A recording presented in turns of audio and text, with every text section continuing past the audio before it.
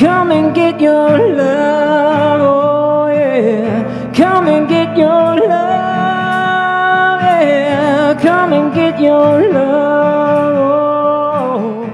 Come and get your love. Go ahead, get a little love. Yeah, come and get your love. Come and get your love. Come and get your love. Come and get your love. Come and get your love. Come and get your love. Come and get your love. Oh, yeah. Hey, what's the matter if you feel right? Don't you feel right? Yeah, you're from the main vine. All right, yeah. Come and get your love, oh yeah. Come and get your love, yeah. Come and get your love, oh yeah.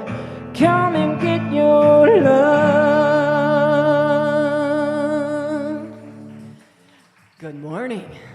Take a minute to greet each other, say hello. You want to go right into the song? Okay. Oh, come and get your love.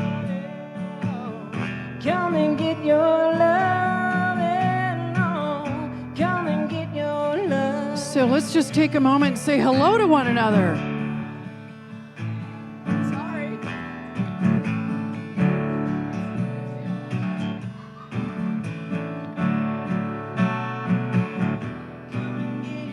Come and get your love. Make it a good one this morning. Come and get your love. Come and get your love. Come and get love. Come and get your love. Come and get your love. Come and get your love.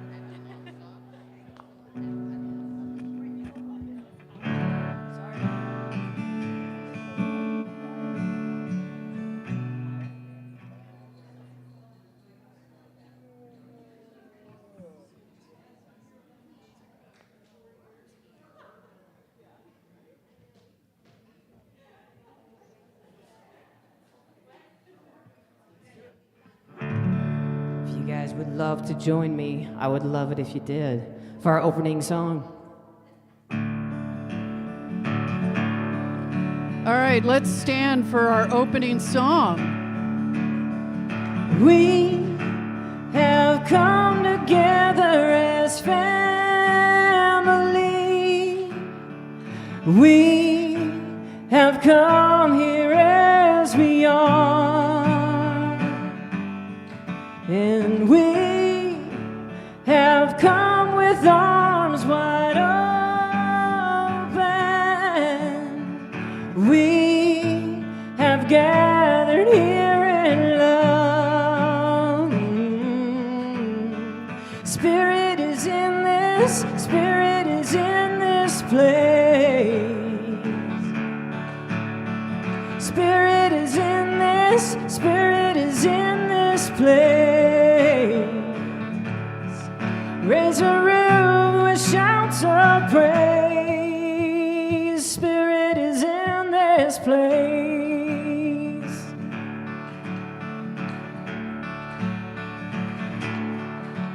And we sing in celebration. Oh, we sing words of prayer. Namaste, amen. And we affirm all life as sacred. And we declare the peace is here. Spirit is in this, Spirit is in this place. Spirit is in this, Spirit is in this place. Raise a room with shouts of praise.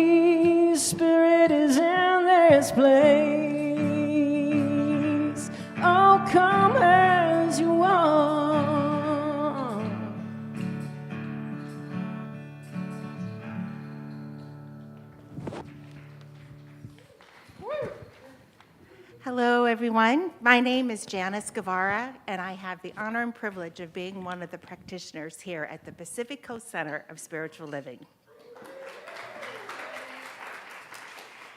At this time, I would like to invite our service support practitioner, Sylvia Hungerford, to please bring the light forward.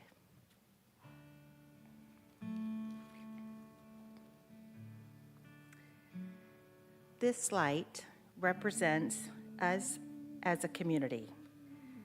Just as a lit candle is not diminished in any way when it shares its light with an unlit candle, we are able to freely share our light with all we meet.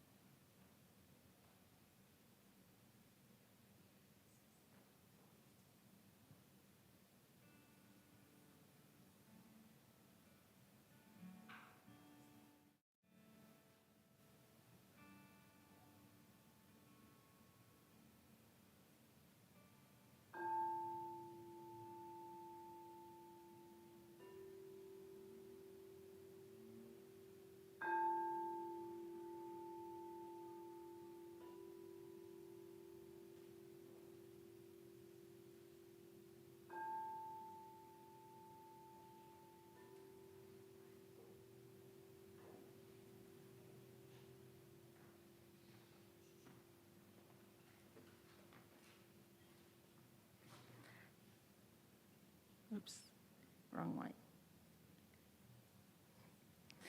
I invite you all to say with us now, together, our affirmation. The circle of love is complete here. This love includes all and is bound by unity. We journey together in that love, hand in hand. We sit in the presence of that love and see the face of God in all. As we gather here this morning, I am reminded of how fortunate we are to be together as a spiritual community. I am grateful for this beautiful beach location. I am grateful for the precious friendships that have blossomed here.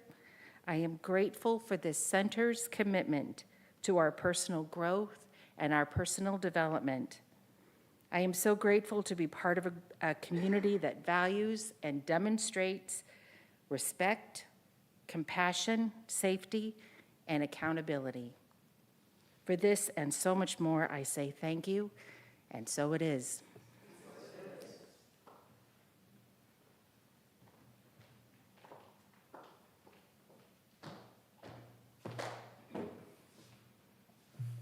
Good morning, everybody. How's everyone doing today? For those of you that don't know me, my name is Lauren Peach. I have the joy and privilege of serving as your host today.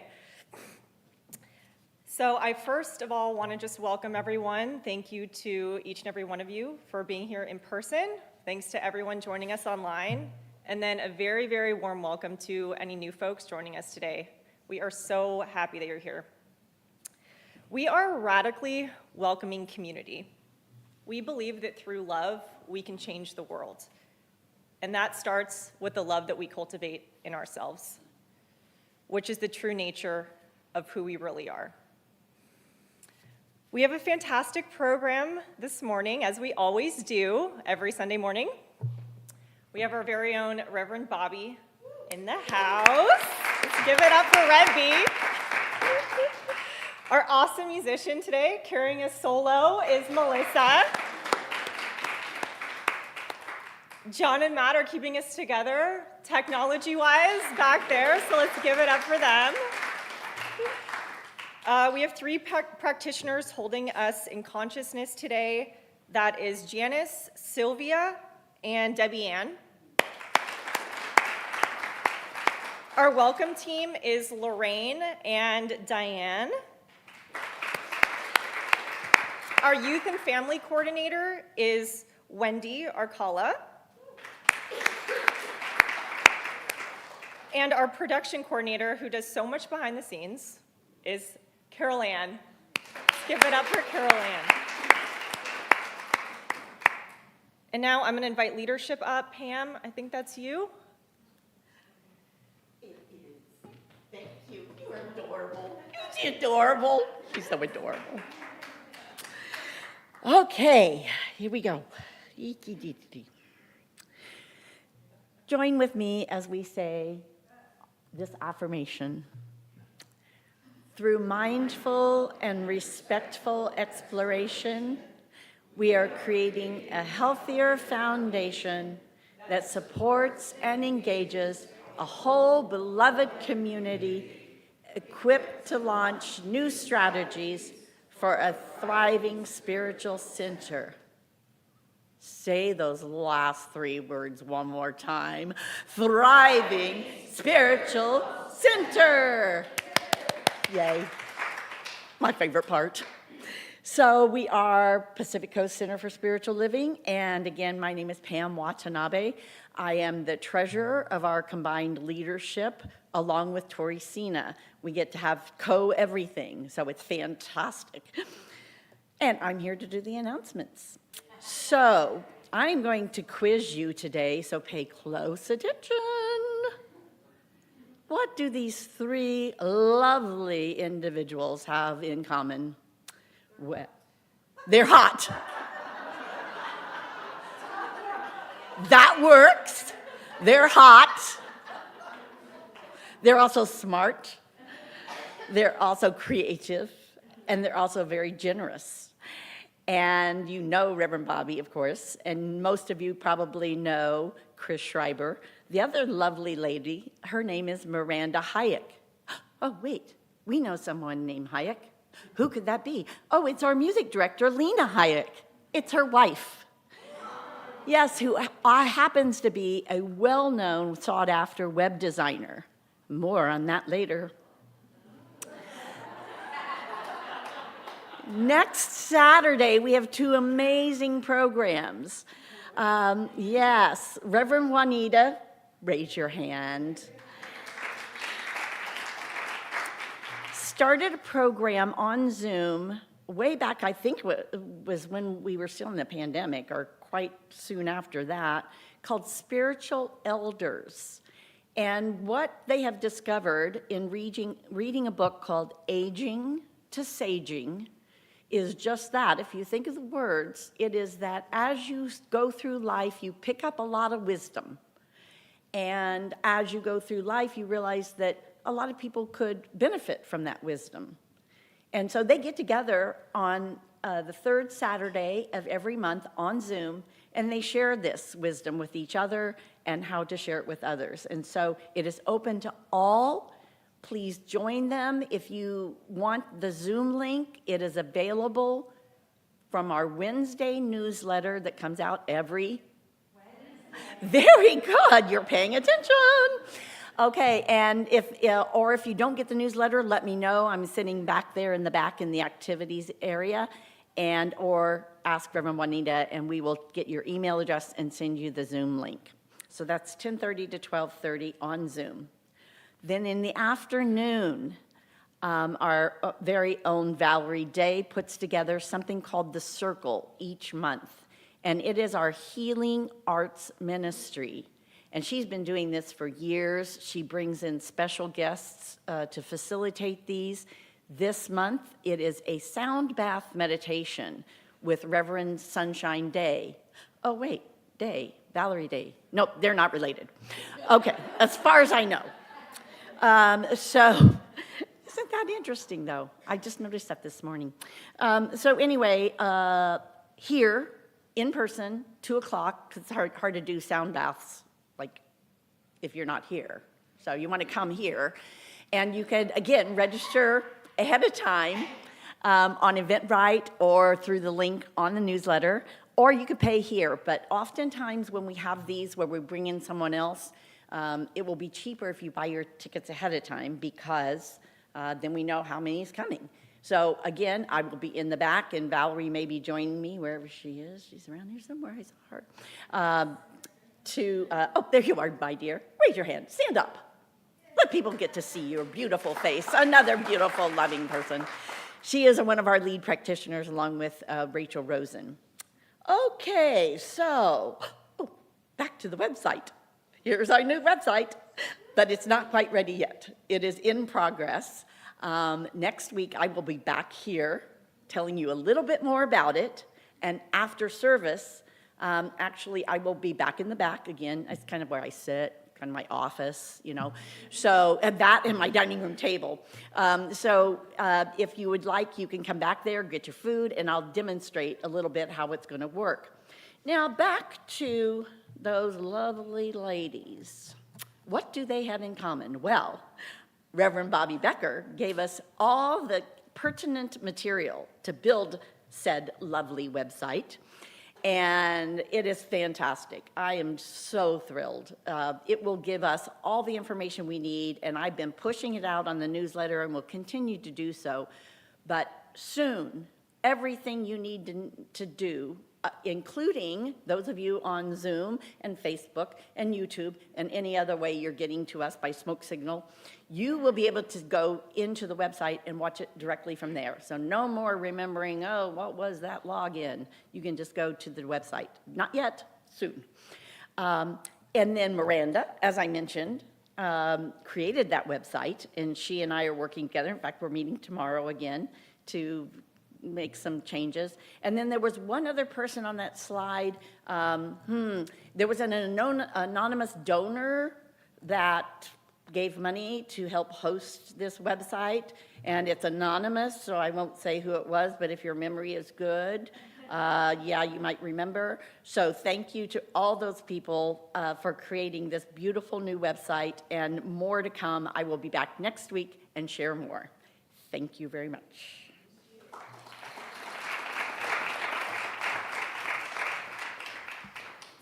As we go into our calm space, we're doing this song that we did last week, and it's a call and response. So I'll sing, and then you guys repeat that for the chorus, and we'll do the chorus twice so you can get the hang of it.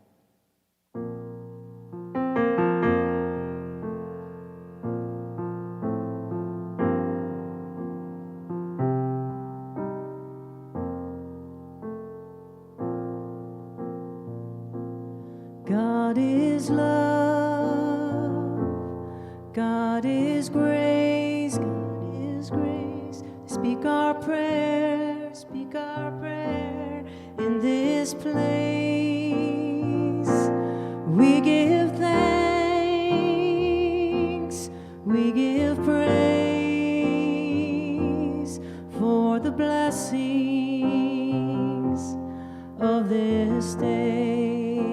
Sound great. God is love, God is grace.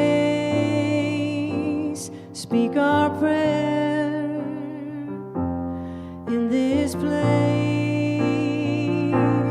We give thanks, we give praise for the blessings of this day. For grandparents with loving trust, all who teach and mentor us. For everyone who lead and guide with patient hearts and sacrifice. God is love, God is grace. Speak our prayer in this place. We give thanks, we give praise for the blessings of this day. For sister and brother too, for friends and family who see us through, for those aground who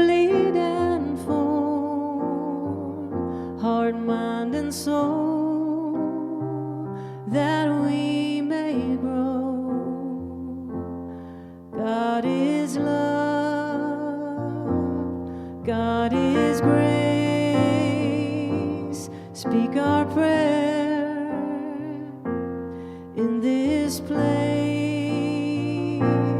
We give thanks, we give praise for the blessings, for our families, for our friends, for everything of this day.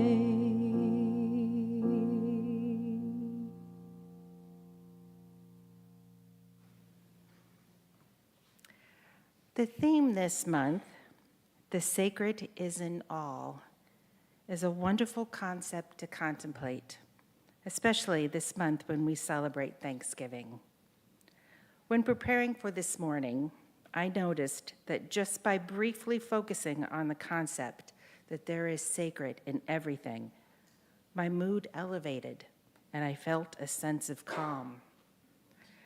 Albert Einstein said, "There are two ways to live life. One is as though nothing is a miracle. The other is though everything is a miracle." And as true as that is, I felt compelled this morning to acknowledge the reality that there are many challenges in life today that can make it very difficult to view everything as a miracle. Watching the news, seeing the horrific impacts of war, natural disasters, poverty, it can be very challenging to feel a sense of sacredness. And when I start to feel separated from the feelings of sacredness, I go within and return my mind to that which restores my sense of balance immediately. I remember that regardless of how anything may appear, there is no place in this entire universe where God is absent. God is the source of absolutely everything and everyone. And when I return my heart and mind to this profound and complete understanding, I can return to a state of knowing the truth about God. I found an online article written by Celine Shendy. She is a certified professional coactive coach, and she offers 4 ideas for remaining in the understanding that there is sacredness in everyday life. And I'd like to share 4 of these points with you today. 1, find sacred through a hobby or practice. Accessing the sacred is a deeply personal endeavor, and it feels different for each person. Some people access it through traditional methods such as prayer, meditation, breath work, yoga. But there are many ways that you can reach this peaceful state of being, such as engaging in a creative hobby, observing art. Whatever you choose to do, you can reduce your inner chatter, and invoke feelings of awe and inspiration. Her second idea is let go of that which no longer serves you. We will have a hard time experiencing the sacred if we hold on to old energies and thought patterns that no longer serve us. It is essential that we declutter our mind, detox our bodies, and let go of things and people that are draining our life force. 3, engage all our senses. Distractions in everyday lives can cause us to go inside our heads and miss out on all the subtleties and nuances of life. We can overcome this tendency by noticing when our minds go into a tailspin and then shift into a focus that concentrates on our sensory input, such as sight, sound, smell, touch. By doing this, we can avoid missing out on simple pleasures like the smell of a baby's fragrance, tasting exquisite chocolate, the touch of a cashmere sweater, or an incredible sunset view. Her 4th idea, and I think my favorite, is cultivate gratitude and simplicity. Sometimes we may not like what's going on around us, and we may feel tempted to give in to unhealthy forms of escapism. We can steer ourselves from this by cultivating an attitude of gratitude and simplicity. There has been so much written about the power of gratitude and how it can instantly raise our personal vibration. The mere act of appreciating the simple things that we normally take for granted can instantly shift our perspective and uplift us in the process.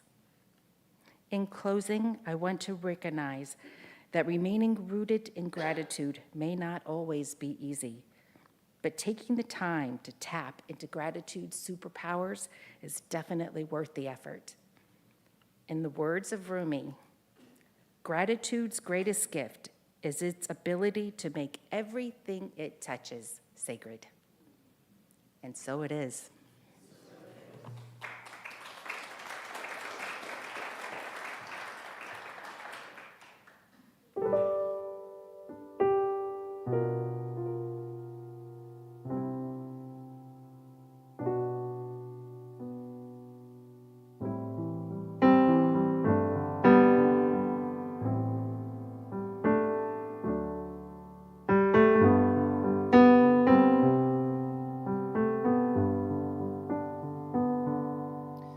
I see trees of green, red roses too.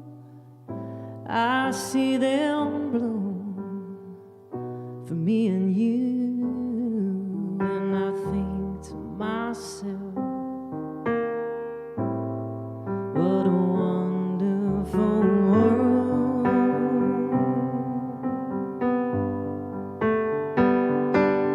I see skies of blue and clouds of white, the bright blessed day, the dark sacred night, and I think to myself, what a wonderful world.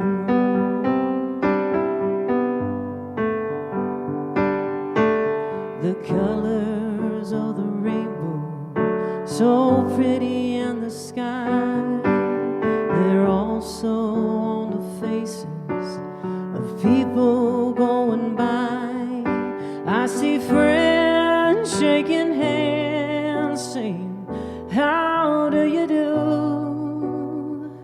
And really saying, I love you. I hear babies crying, and I watch them grow. They'll learn so much more than I'll ever know, and I think to myself, what a wonderful world.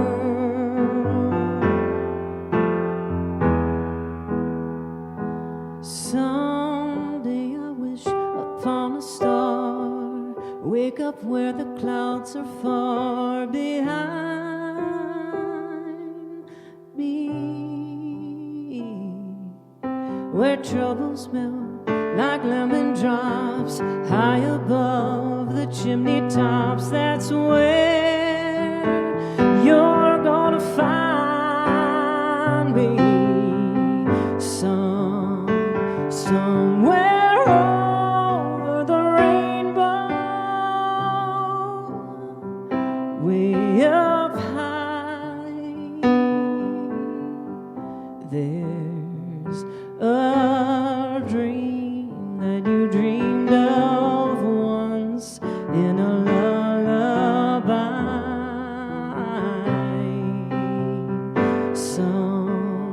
Somewhere over the rainbow,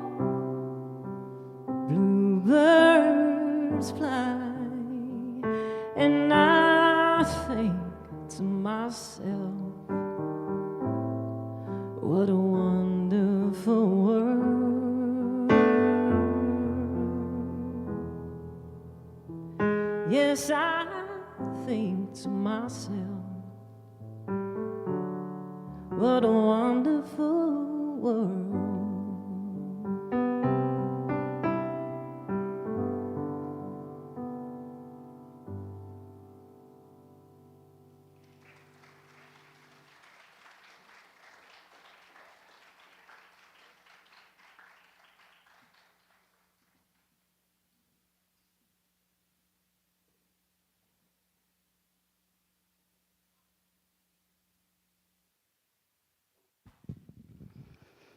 Wow, you did that one good. You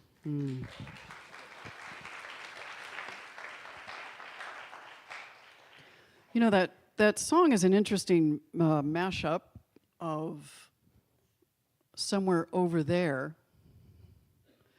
and Something Beautiful Right Here. Because there's oftentimes when we think of the sacred, we think it's somewhere over there. It's not necessarily in me, it's not right here in this moment, and even times when life is really, really tough, to think that the sacred is right here is the furthest thing from my mind. It's kind of how it goes. We forget. We forget in those times of struggle that there is a path that is unfolding that is paving the way for us to remember who we are, a path of self-discovery, and everything that happens on the way isn't about what's over there. It's about what's right here, what's going on in me right now. And it's really easy to focus on what's over there because it's really hard to focus on what's right here, what's going on in me. And there tends to be, I know in my own struggles, sometimes I forget that God's right here, that somehow I'm missing it, somehow I'm missing something, or that someone else is missing something, which is why I'm not happy right now, right? The presence that is what we talk about in this room, which is all that is sacred. And the all that is present everywhere and in everything. And there is no exception. Even in moments when I don't feel it, can't feel it, feel disconnected, it's still present. And I want to talk today a little bit about how we get there. How do we get there in it? Now, science of mind is probably for most the most difficult thing, which is our philosophy. It's the philosophy that we practice, is the most difficult thing for many people to say, well, what is science of mind? So I'm going to give you something really simple. It's the study of first cause. Yeah, that's it. Oh, there's a little more. It's the study of first cause, spirit, mind, or that invisible essence, the ultimate stuff and intelligence from which everything comes, the power back of creation. Where's Ray Bradford? The thing itself. He knows what I'm talking about. It's the thing itself. So what do we do in this room? We study all of that. First cause, what is spirit? What is mind? How does the universe work? And how am I in it? That's what we do here. And we don't take the word of someone else. So if you take my word for it, just stop. Because you get to explore that for yourself. We don't believe that anybody has all the answers. We believe that we all have the answers for our own life. And we all study a philosophy that teaches us what is first cause. And I want to talk a little bit about what is first cause, because that first cause is something that we often forget. And we go right to somewhere over the rainbow or over there or what's already in front of us right now, as if what's in front of us right now is all there is. And Ernest Holmes said, he's the founder of Science of Mind. And when I say he's the founder, what an interesting journey this man had, that he pushed out a book that within it contained all these golden threads of wisdom from all these different faith traditions. And I'm going to say this, he did not have the answers either. Absolutely not. He had the answers for a time in which the invitation was to continue to explore and be open at the top. No, there's no such thing as anyone that has all the answers. It just doesn't work that way.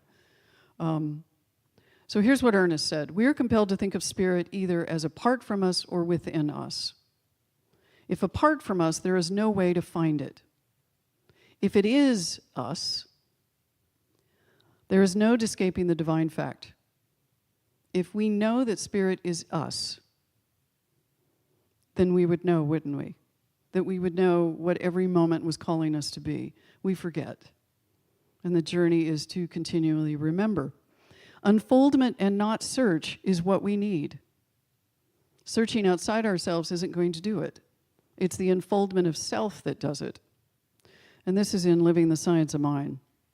Now, what makes up, as I mentioned earlier, first cause, which is the thing itself, and this is this philosophy that we study, is a combination of three things. Is there a practitioner in the room that knows the answer to that?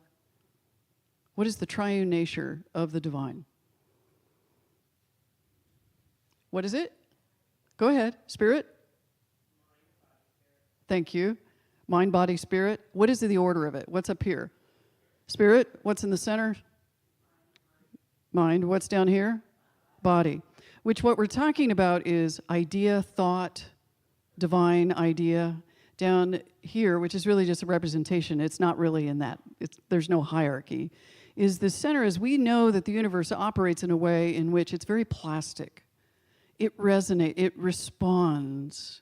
And it responds to, and this is the most disappointing and exciting point, it responds to what I predominantly think about. Do you get what I mean by most disappointing and most exciting?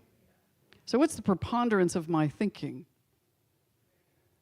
Is it? And if it is, it can be. And if I am just awash in negativity, then I'm seeing the world in that place of negativity, and I'm going to respond to that world from that place of negativity, and I'm going to problem solve from that place of negativity, and I'm going to see everything from that place of negativity, and I'm going to have relationships from that place of negativity. You get where I'm going? And then what happens is body. The body is just form. And so often, I'm down here looking at form. I'm looking at what's in front of me, what's been created. And if I'm in negativity and I see only what's in form down here as being negative, I'm not seeing how I'm part of what was created. But not just me. See, because I get to play with all of you. So as a community, if we come together, we want to create something fabulous, and we're over here thinking we don't like it, then we're going to keep creating more of what we don't like. Or participating in creating more of what we don't like, because I can't create it all. So form is really subjective, isn't it? You may look at the form and go, when Rev Juanita says, that's the most fabulous form I've ever seen. I just think that form has just never been ever created before, and I'm delighted and excited and anticipatory about whatever form comes after that. And someone over here says, that's the ugliest thing I've ever seen. Happens all the time. The thing about form is when we're focused on form, we don't realize that form actually has three qualities too. Exciting, isn't it? Form is never complete. Can we agree on that? Form is never complete. It's either being created or being destroyed.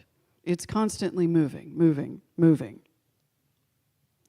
And often when we look around and we see form, we've characterized it, that chair that Melissa's sitting in is green, it has a gray frame, and I think that form is just going to look like that forever. But it's not, is it? It's going to continually change. It changes slowly, but it changes. And there's a reason it changes slowly. And the reason is because matter is spirit moving slowly enough to be seen.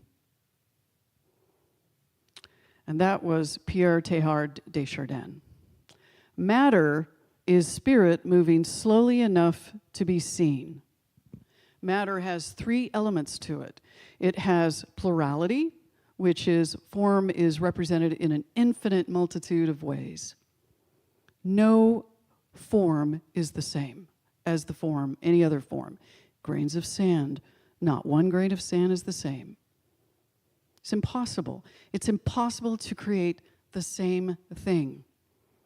You and I are different. Twins are still different, right? Even identical twins are still different.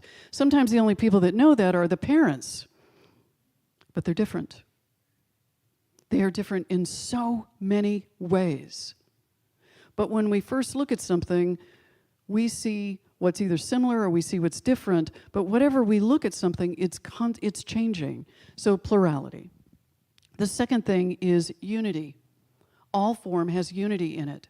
We are all connected, not only to each other, but everything. What's in that chair is also in me. Same stuff. You've heard this same star stuff. Everything is made up of the same God stuff. Everything. And the last thing about form is energy. Every form has energy. Whether you see it or not, it has energy. That chair has energy. It vibrates slower than other types of form, like me. Now, all of us know, or some of us know, or maybe most of us know, that we are mostly water. Yes? So that means that if we are mostly water, we are subject to the elements around us in a way that is much more changing than that chair. That chair is not mostly water. So we change quicker. Believe me, I know it at 60. I'm changing quicker and quicker every day. And I love that. I love that. I love that I'm not stuck, ever. Unless I believe that. Now, Ernest also said, so think about it, it doesn't matter whether it's form or it's spirit. Oops, wrong one. Ernest said the spirit is both an overdwelling, an indwelling, and I added, because we're in 2023, an all-dwelling presence. I'm not separate from it. I can have something in me and still be separate. We are immersed in it, and it flows through us as our very life. Do I treat my life that way? Do I see my life that way? I do a lot. Not all the time. I'm in this human body, spiritual being, having a human experience.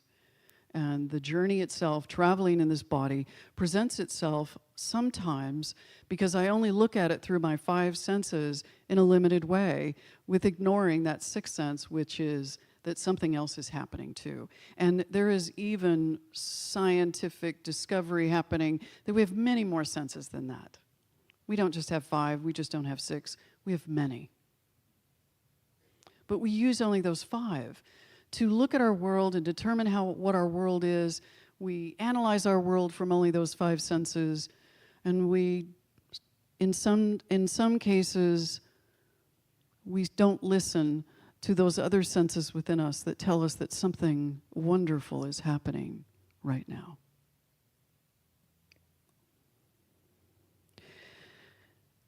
How many of you were here on Wednesday or got to watch Wednesday night's conversation with Stephen Cope? Yeah. He has a book out. It's fantastic. How many of you are reading the book? I am so into this book. And I think there's at least one of you in the room who's read it twice. Janice. It's that good, isn't it? It's a you can't put it down kind of book. Because it's talking about what's happening in difficult times and how we can look in difficult times and find the truth of who we are in difficult times and not criticize ourselves in difficult times or criticize others in difficult times, but to really look in those moments and say that there is a dharma, my purpose in these difficult times, that we were called for this time. And there's a phrase in the book that Stephen Cope talks about, and it's psychologists are now calling world-rattling events disorienting dilemmas. There's actually a term for what's going on that's like captures it all. I love that. I need a term to go to. I just keep saying, I don't know what's going on, but something's going on, right? We're having a disorienting dilemma. And why is it so disorienting? Why is it when something comes up, we're so disoriented? And in many respects, I would say for myself, that something happens and I'm going down this track and I'm going down this track and something happens and now I'm on a different track. Wait a minute, I thought it was over here. No, I'm over here now. But I like that track and I want to go back to that track because that track is really comfortable and it's the track I want. But that track's gone. Now I'm here. So what do I do? How many of you feel like that? Oh, good. I'm glad I don't feel alone in that. Wait, could you raise your hand again? I just want to see the numbers. Super good. You're in the right place. How often do we get, I'm so disoriented and you're in the right place, at the same time? What's really interesting is we ask ourselves often in these times, why are things happening like this? I don't get it. And yet this is the journey. Why do children die before their parents? Why did my parent die? Why was my parent so challenged? Why did a sibling die, a friend die? Why did this accident happen? Why are children abused? Why is there war? Why is there genocide? Why? Well, folks, that finger that keeps pointing back to me, it's all here because of us. This is our journey of evolution. And from the beginning, death was part of it, right? We may not have got it on the way out of the birth canal, but we got it somewhere along the way. And we learned that through watching others pass before us. That life has that impermanence. It doesn't stay the same. And that's what we get to live with as humans. In Dharma in Difficult Times, Stephen Cope, he opens the book with this.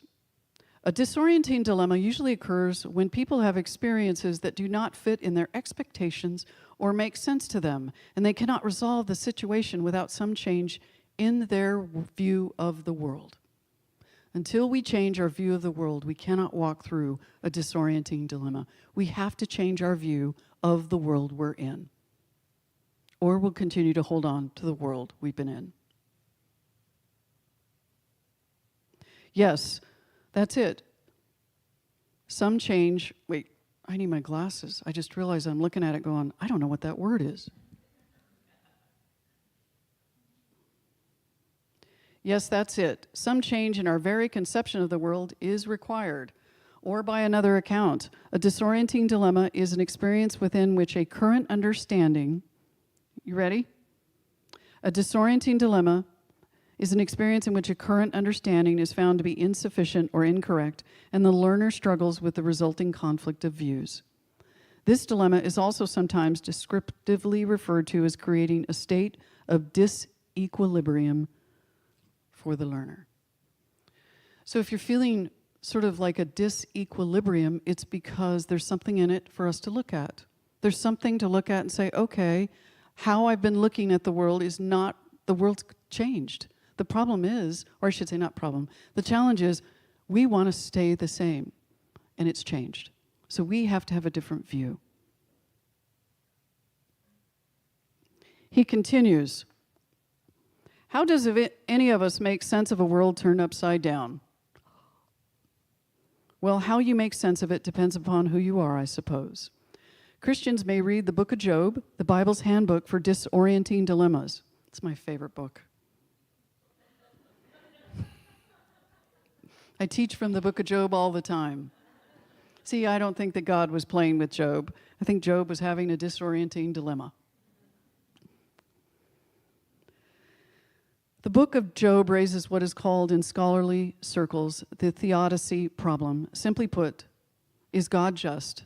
And if God is in fact is just, then how exactly do we explain human suffering? How can a just God allow an innocent child to die? How can she allow races of people to be oppressed? If God is love, how can that happen?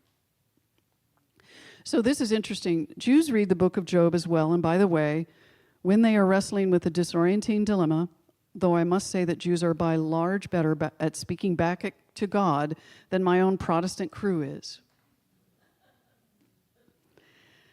God, you screwed up. The Jews at Auschwitz concentration camp during the Second World War established a court in the prisoners' barracks and put God on trial. He was found guilty of high crimes. Makes sense, doesn't it? Hindus read the Katha Upanishad, a stunning dialogue narrated by Death herself. Death, in this ancient text, turns out to be quite wise. She actually comes up with some pretty compelling answers. You see, the interesting thing about who we are is we're all spiritual heroes. And if you're a spiritual hero, you will have a disorienting dilemma. At least you're a hero. That's the nature of the journey. I think it was quite brave for the Jews in Auschwitz to put God on trial. In the middle of all that, I found that to be brilliant. Why would this happen? We could say that about everything that's going on in the world, that why would this happen? We could say that about our own life, and we could put God on trial. Because it just doesn't seem right sometimes, does it? And yet it's not, if God is us, who's on trial? It's us. But we don't have to be on trial. There's this beautiful quote by Jesus, also a Jew. And he said, "Father, forgive them, for they know not what they do." We're doing the best we can. We're doing the best we can. And as we walk through this and we give ourselves grace when we're in this disorienting dilemma, and we give others grace in a disorienting dilemma. I'm faced with a dilemma right now. I have to have a conversation with someone in my life. And I'm struggling with how to approach it. Because I'm disturbed by it. And I don't know how to deal with it. And what I keep coming back to, which is so interesting, is the 4 values that we've selected. In this disorienting dilemma, I'm going to come at it with, what are the 4 values? Extraordinary respect, compassion, safety, accountability. When we come to life from those values, what I'm finding is if I only apply them in here, by the way, Sundays are not enough practice for me. I need a lot more practice. I don't know about you, but I need a lot of practice. So I need a lot of practice, and that means I need a lot of time. You like that one? Wait. I'm going to come back. I didn't mean to do that, but I love that, don't you? I'm going to come to it soon, soon, soon. So here's the thing. Gandhi, in the book, Gandhi comes back from South Africa, working in a nonviolent structure to end apartheid. And he arrives back in his homeland, India, and he sees the very same thing happening in 1918. The very same thing happening. And the first thing that people want him to do is fight the British government. What does he do? He steps back and he goes, I'm going to actually go into the landscape of my homeland, and I'm going to see what's happening. And he sees the poverty, and he sees how people have forgotten who they are and lack care. Because that's what happens when there is like a dictatorship or there is rule that is oppressive, that people forget who they are. And so what he does is after he, for 7 months, surveys his motherland, he then goes into retreat because he knows that right now he's so angry. That slide. He's so angry that he cannot come to it in the right way. And he realizes, one of the things that Gandhi realizes is that anger clouds the judgment, and you can no longer learn from past mistakes. Lost is the power to choose between what is wise and what is unwise, and your life is utter waste. Anger is more than reasonable to have. So for those of you that, I can't be angry. No, please be angry. But don't try to work it out with another in anger. Because if we do that, we are completely cut off from the part of us that knows. We become very unwise. And we become about ourselves. rather than coming back to those 4 values, we stop and we forget that there's more than me in this, that it's not just about what I want. It's not just about the outcome, that the journey to get there is most important.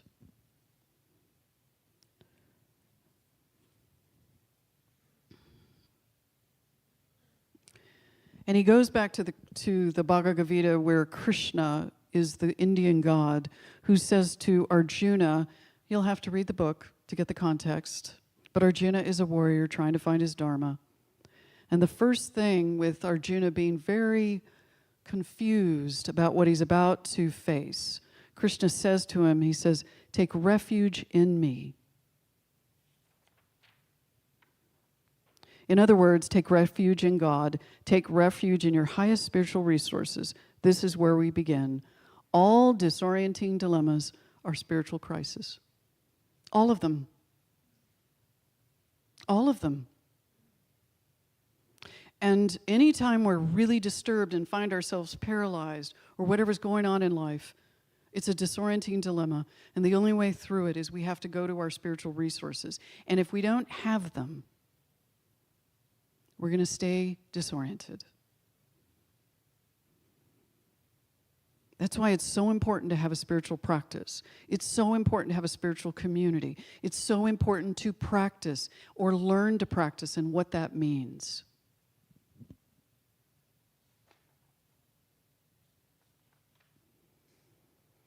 I think the hardest part about this journey is the fact that, one, we try to do it alone.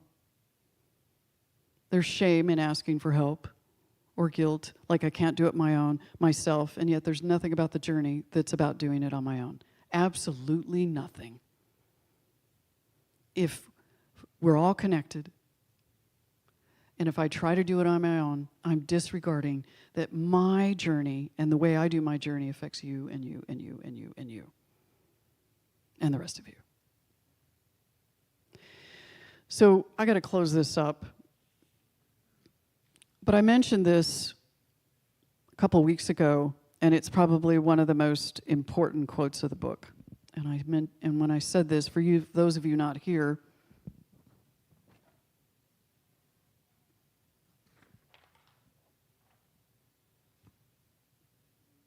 we are here to bring forth what is us. We do it together.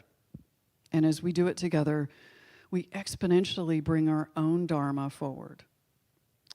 If you bring forth what is within you, what you bring forth will save you. If you do not bring forth what is within you, what you do not bring forth will destroy you.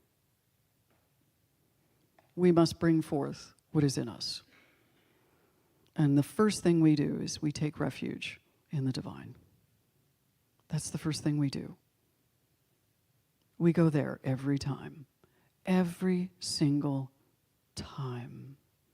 And that is the practice. Pierre Desjardins, I will close with this. Melissa, I'm bringing you up now. So listen, close your eyes and listen. Just invite you to do that. Close your eyes. And hear. Above all, trust in the slow work of God. Slow work of God. We are quite naturally impatient in everything, to reach the end without delay. We should like to skip the intermediate stages. We are impatient of being on the way to something. Over the rainbow? Something unknown, something new, and yet it is the law of progress. And it is made by passing through some stages of instability, and that it may take a very long time. And so I think it is with you. Your ideas mature gradually. Let them grow. Let them shape themselves without undue haste. Don't try to force them on as though you could be today what time, that is to say grace and circumstance, will make of you tomorrow. Only God could say what this new spirit gradually forming within you will be. Give God the benefit of believing that his, her, its hand is leading you, and accept the anxiety of feeling yourself in suspense and incomplete. And so it is. Thank you.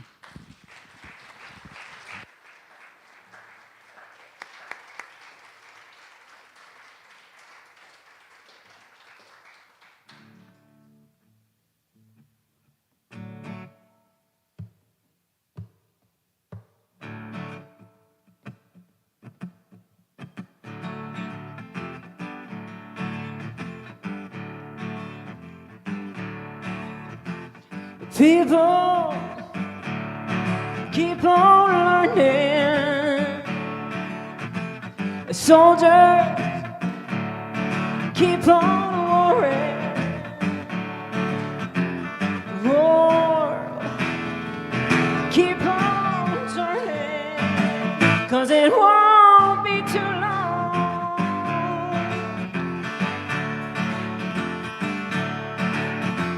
The power keep on lying, while your people keep on dying. World keep on turning, 'cause it won't be too long. Yeah. I'm so glad he let me try it all again. 'Cause the last time on earth I lived a whole world of sin. I'm so glad I know more than I knew then. Gonna keep on trying till I reach my higher ground. Yeah. Teachers keep on teaching. Preachers keep on preaching. World keep on turning, 'cause it won't be too long.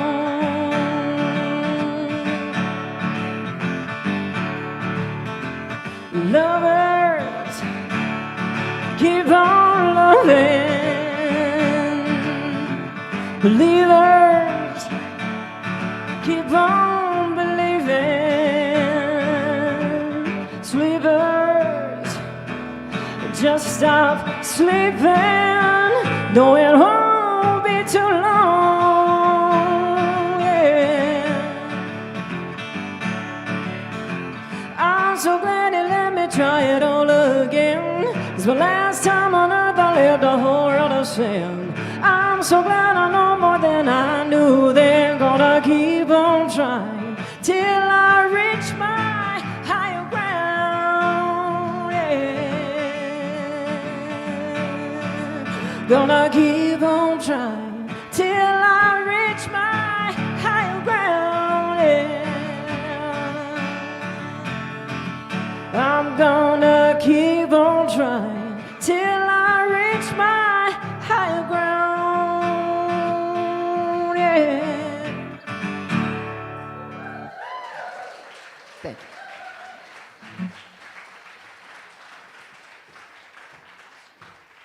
Melissa, so good. So good. Wow, thank you so much, Reverend B. You constantly connect us with Spirit and remind us what's truly important. So thank you so much.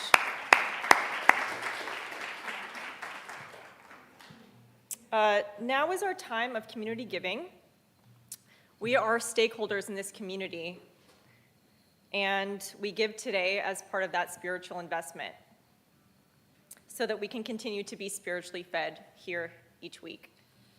Please join me in the affirmation. I freely and gratefully give from the abundance that is me. We have great capacity for living, loving, and giving. I give today from joy and gratitude, and so it is. The ushers are coming around right now, and we have a few other ways you can give today. We have Venmo, PayPal, text to tithe, and you can also donate on our website.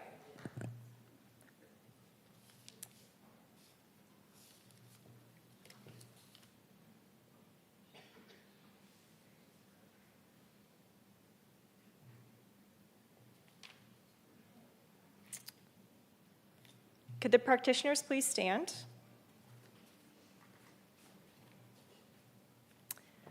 We have these amazing people as part of our spiritual community. We're so blessed.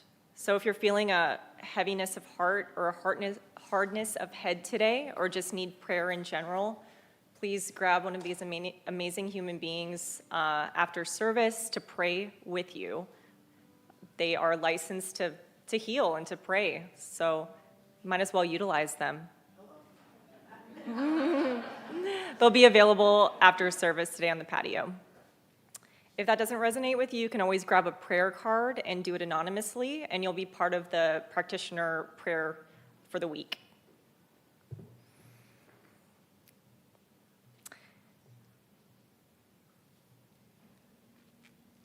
And if Sylvia could come up and grab the candle, please.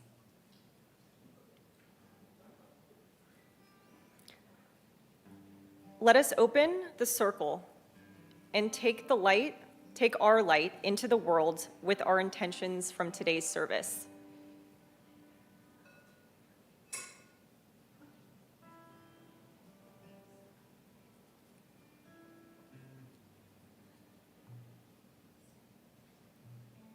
And now Reverend B is going to come close us out. Thank you. Don't you love our hosts? And Lauren does so great. And Janice, oh my gosh, where's Janice? What a great share Janice did today. We're so blessed with our practitioners and our leaders. They give tirelessly. Maybe not tirelessly, because some of us are tired. You know, some of us are like, wow, I did that, right? Do you exhausted some days. All right, I have a special announcement. One, how many of you brought a dish today for fellowship? Oh my gosh, thank you. Thank you for doing that. So if you will make sure you pick up your dish, please don't leave it here, because I'm going to take them home and add them to my kitchen. Not really. But the other thing is, how many of you are bringing a dish next week? Could you make sure you bring them 30 minutes early so that they could get them prepared? So that's what they're asking for over here in fellowship. Thank you so much. This team does so great. I'm going to move back to something. By the way, Veronica's not going to talk about the sacred and the profane next week. She's decided to talk about something wholly different. Surprise! She's actually going to talk about the profane. I always ask myself, is there anything really profane in the world? And I would probably say my disbelief in myself is profane. Wouldn't you? That could be profane. I thought about that. But she's a great speaker. I love our own Reverend Veronica, so she'll be doing that next week. So please stand if you're able. I got to remember to ask you to stand, not just say, stand, people. I get so excited, I forget the please part. I just think you're right there with me. You are right there with me, but I get to invite you too. So I'm pretty excited about what happened today. Melissa, thanks for stepping in as lead for Lena. This voice, I want that voice. Does anyone else want that voice? All right. So today, let's just stand in this moment knowing that there is something out there. Is there something going on right now? There is? There is. Well, tell me about what's going on right now. Something wonderful is happening through me right now.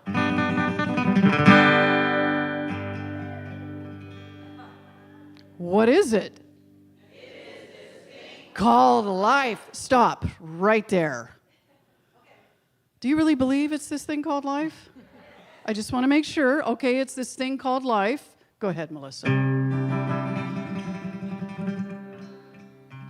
Now, when I ask you this next question, and you see the words up there, I want you to think about what I'm asking you. Where is life? Life is in my mind. Pause. Really? Yeah? Where else? Life is in my body Pause. Valerie's over it. Careful what you say in here. I might repeat it. But here's what's really important.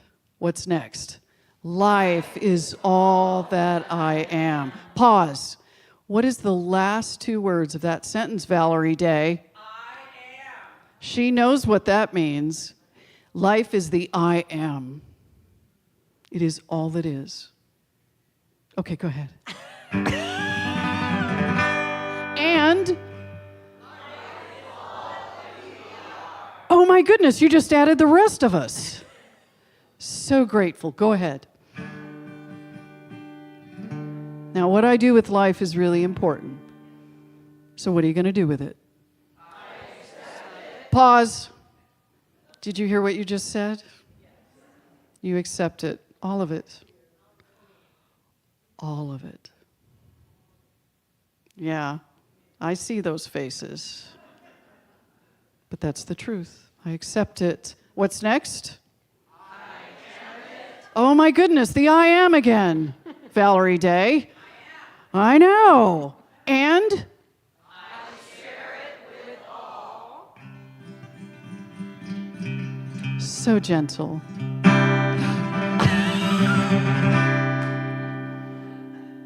And how am I going to do all that? Just the way it appears. And? Just the way it appears not. Oh my goodness. Did you hear what you just said? Do you believe that? Yeah, got to do it all. Got to do both. Got to do what's ever in the middle, what's on the left, what's on the right, in front, up, above, below, whatever. All of it, right? Go ahead. Now, beautiful music today. I'm so grateful for this one, aren't you? Let's give gratitude for all those that serve this community. So if you walk in these doors and you're not on service, but you get to show up and just be in these chairs, there are so many people that serve to make this happen. Feel that gratitude. I see you. Feel that gratitude for all that life has, for all that life is, for self, for the person next to you, for the person across from you, from the person on the freeway that cut you off, who stepped in front of you in line, who looked at you in a way that you are sure was not what you wanted. All of it. But also for the child that makes us smile, for the spouse that brings us what we need, for the friend that shows up when we need it most, and for just the right words that showed up today that make us all feel like, I can do this. So with that last phrase on the count of 3, 1, 2, 3. Thank you, life. Let's close it out. You guys ready? 2, 3, 4. Everybody get up on your feet. See the light in everybody you meet. Everybody get up on your feet. See the light in everybody you meet. Let us be reminded of who we come to be. We are love, we are one big family. Hey, hey, yeah, yeah. Hey, hey, hey, yeah, yeah. Everybody get up on your feet. See the light in everybody you meet. Everybody get up on your feet. See the light in everybody you meet. Let us be reminded of who we come to be. We are love, we are one big family. Reminded, let us be reminded who we've come to be. We are love, we are one big family. Hey, hey, yeah, yeah. Hey, hey, hey, yeah, yeah. Thanks so much. Have a great week.